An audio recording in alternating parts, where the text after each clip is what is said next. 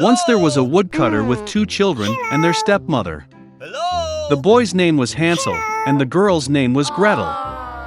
They lived so poorly that sometimes there was not even anything to eat. And then one evening he lay in bed, pondering how to feed the children further.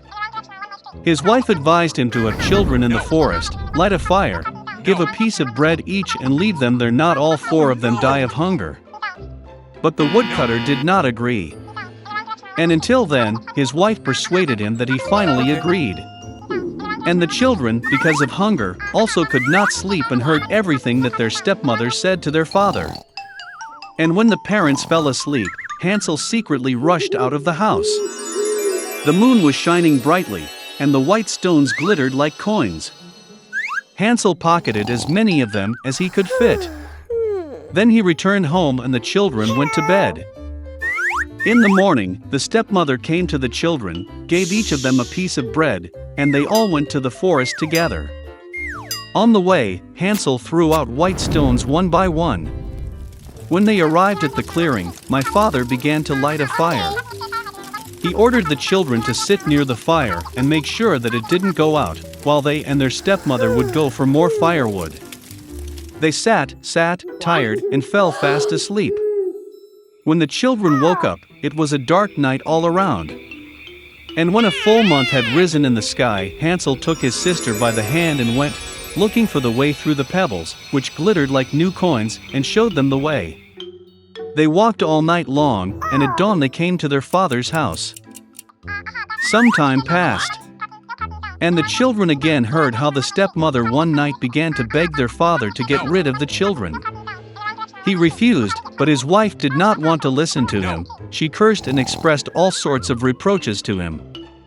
When the parents fell asleep, Hansel, like the last time, wanted to collect stones, but the stepmother locked the door and the boy could not leave the house.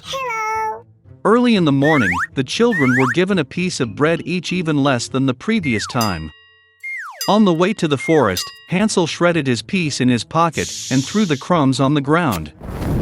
The stepmother took them even further into the forest. Again a big fire was lit, and the father ordered the children to watch the fire while they and their stepmother chopped some more wood. When lunchtime came, Gretel shared her piece of bread with Hansel. And they fell asleep. We woke up when the dark night fell.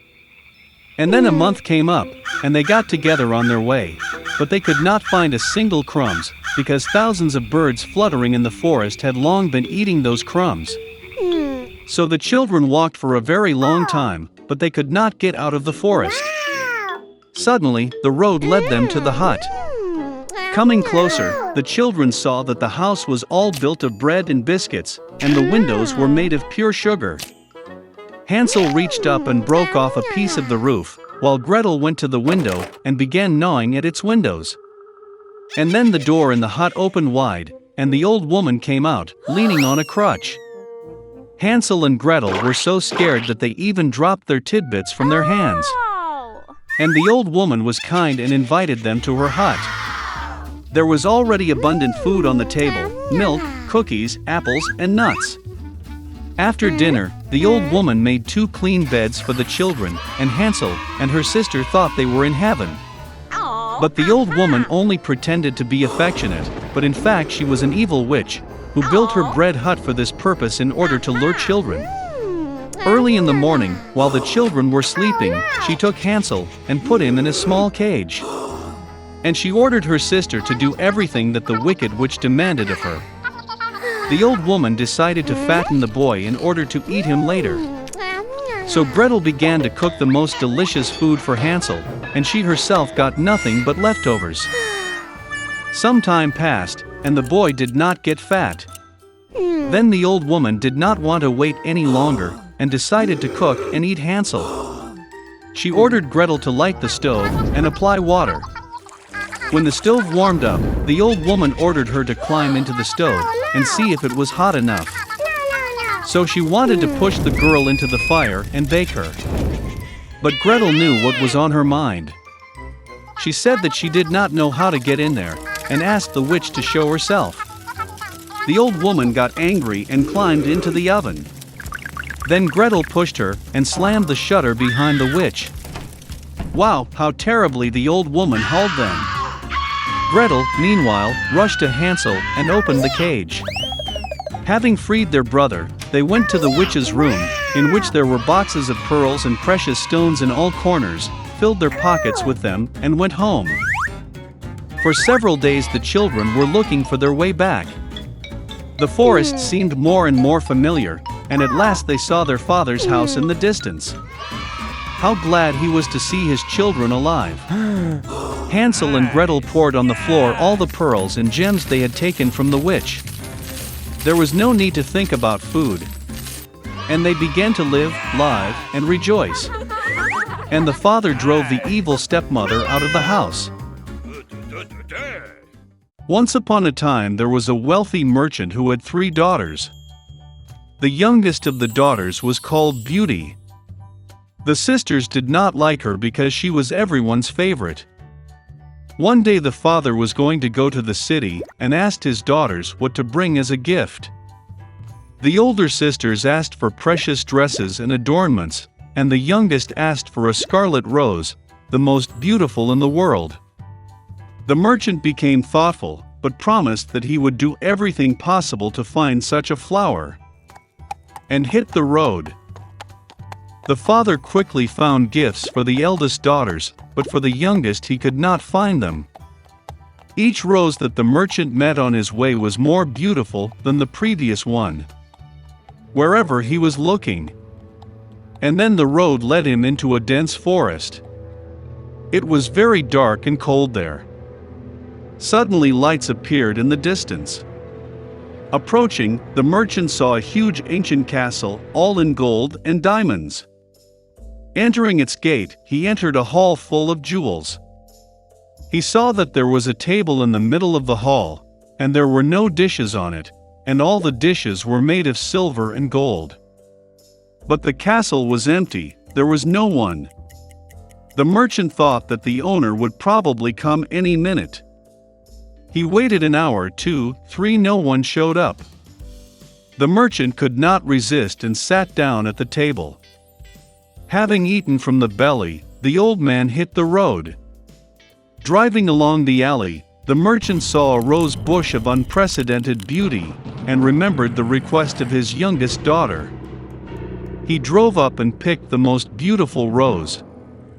At the same moment, lightning flashed, thunder struck, there was a roar, and rose, as if out of the ground, in front of the merchant, and not a beast or a man, but some kind of monster, terrible and furry. It was too angry that the merchant picked his favorite flower instead of thanking the owner for his hospitality. The old man was very frightened, and said that he would do anything, as long as he did not kill him. For such an offense, the beast agreed to marry one of his daughters. But only the one who wants to come herself, out of love for her father. And if none comes, then death to the merchant. The old man was grieving and decided to go home to say goodbye to his daughters. He did not want to give up any of them for a fierce beast. I got on my horse and went home. Having met the children, he gave gifts to everyone and told about his adventures. The older sisters pounced on the younger, they say, it was her fault she ordered a lousy flower, for which the father now has to pay with his life. To which Beauty replied that she would gladly go to the beast instead of her father. And so, the next day, Beauty hit the road. The horse quickly found its way back to the castle. Entering the hall, she found a table with exquisite wines and food. Beauty thought that the beast wanted to eat her, so she feeds her. As soon as she had dinner, there was a roar, and a terrible and hairy monster appeared, as if from under the ground. And the beast said to Beauty that since she herself came here of her own free will, it means that she has a good heart. And so the monster will also be kind to her. And with these words, the beast disappeared. Waking up in the morning, Beauty decided to take a walk. Entering one of the rooms, she saw an inscription on the table, "Whatever the beauty wishes, I will do." The girl thought that after all the monster is kind and probably he is not going to eat it. So they lived for a long time. The beast treated Beauty very well and fulfilled all her desires. One day the girl dreamed that her father was sick. She really wanted to visit him.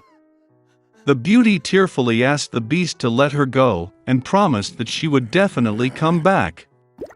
The monster replied that she was free and could return whenever she wanted. The next day, Beauty put on her most expensive clothes and went to her father. He was very happy to see his daughter safe and sound. Her sisters came running and saw that she had become even more beautiful and even dressed like a queen. A week later, Beauty had a dream that the beast was lying on the grass in the park and dying. She woke up in horror and decided to urgently return and cure him.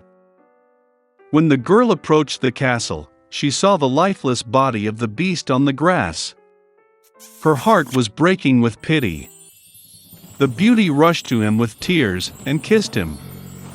And at the same moment lightning flashed, thunder struck, the whole castle was lit up with a bright light, and music played everywhere. The monster disappeared, and in its place the most charming prince lay on the grass. He told Beauty that this evil fairy had bewitched him and turned him into a monster, until a young beautiful girl fell in love with him and wanted to get married. The Beauty gave him her hand, and they went to the castle. The next day, Beauty and the prince got married and healed happily ever after. This is how a good heart can break an evil spell.